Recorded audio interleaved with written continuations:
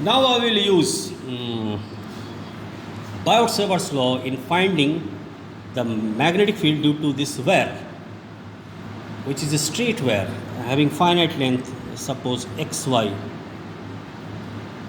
It is extended from x to y, and this is wire is carrying a current of I, and we need to find magnetic field due to this wire at a point P, which is at a distance, at a perpendicular distance. Whenever we talk about distance, it is perpendicular distance, BC. Okay. So, if del L, let us consider a del L, which is taken randomly. In a del L is a current element which is taken randomly in this wire, and from Biot-Savart's law we can see that this current element will generate a magnetic field dB, magnetic field dB, which is equal to mu naught by 4 pi I del L sin theta by r square. And if you want to find the total magnetic field from extending from x to y, then we have to integrate it, and so total magnetic field is going to be 0 to b. This is a simple mathematical operations we are performing, and it will, the angle is here varying from theta 1 to theta 2, so limit will go from theta 1 to theta 2. Now I will bring out the constants, and if you integrate dB, it is going to be b, and if you put limit, it is 0 to b, putting limit, and I will I will segregate the constants. Mu naught constant, 4 pi, mu naught by 4 pi constant, I is constant, I is not changing in this wire.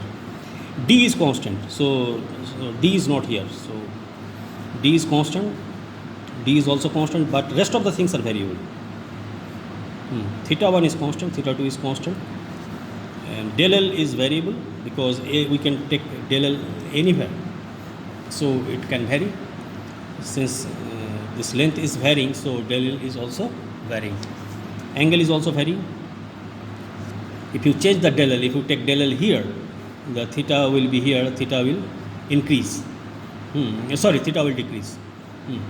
As we go up from this point, theta increases. So if you theta increases and theta decreases in this side, and theta increases in this side, so theta is also varying, and simultaneously r is also varying. If we go down, r decreases. If we go up, r increases. So r is also varying. So inside the bracket there are 3 variables, and our first and foremost job is to make it all the variables into a single variable. So we have to use conversion so that the variables are reduced to only one variable. So first L, and this is alpha, this is 90 degree and theta. So we can write here an equation, alpha plus 90 degree is equal to theta. So alpha is equal to theta minus 90 degree. Fine. And I will use this. And from trigonometry, L cot alpha is equal to D. D is a constant, so we will all subtract we will convert all the variables into D and theta. So we will very much interested in bringing D in our equations. Okay, so your L is D by cot alpha, that is D by cot alpha, that means D tan alpha. That is L is equal to D, and your tan, if you write tan, and alpha is your theta minus 90 degree. So can be written as minus D tan 90 degree minus theta, that is L minus D cot theta. 90 degree minus theta is cot theta, tan 90 degree minus theta is cot theta. And if you differentiate it, it is del by d theta is equal to minus d, and differentiation of cot theta is cos square theta minus cos square theta. So minus minus will cancel and it will turn to plus. So your del L is d cosec square theta into d theta. Fine. So del L converted in terms of d and theta. Again, r, we have to convert r into d and theta. So again, we can say here, using trigonometry, r cos alpha is equal to d. So r and cos alpha is theta minus 90 degree. R cos theta minus 90 degree is equal to D. R cos theta minus 90 degree is equal to D, because alpha is equal to theta minus 90 degree. And your can be written as R cos theta minus 90 degree can be written as 90 degree minus theta. These are all rules of trigonometry. So doing the physics, you must have basic knowledge of mathematics. You cannot separate mathematics from physics. And cos 90 degree minus theta is your sin theta. So r sin theta is equal to your d, and r is equal to d by sin theta.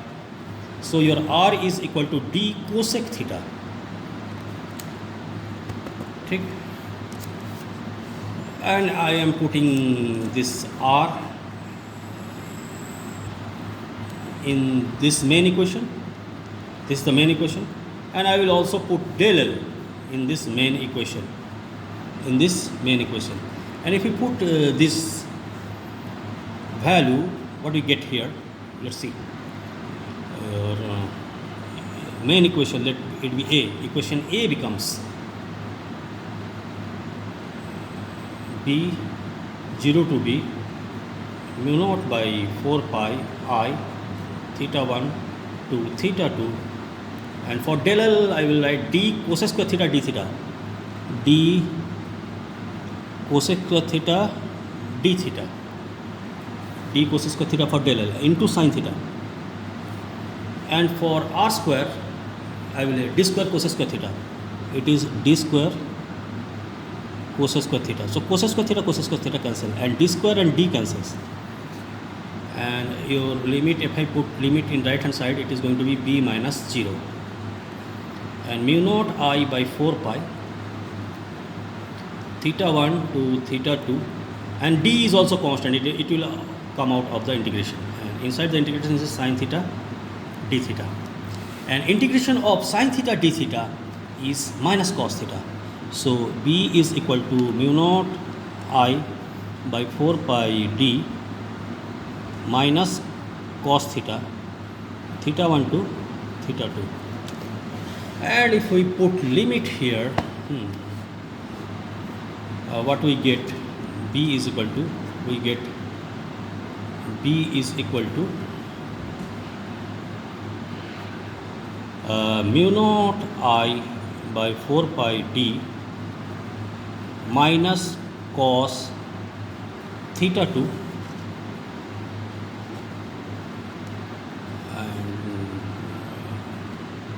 minus of minus cos theta 1. If we put limit theta 2 theta 1, so upper limit minus lower limit, and finally it turned mu naught I by 4 pi d, and it is plus and it is minus, so cos theta 1 minus cos theta 2. Okay, so your magnetic field due to this finite length is cos mu naught I by 4 pi d, mu naught I by 4 pi d into cos theta 1 minus cos theta 2, where this is your theta 1 and this is your theta 2 and this is your d, this is your r. Okay.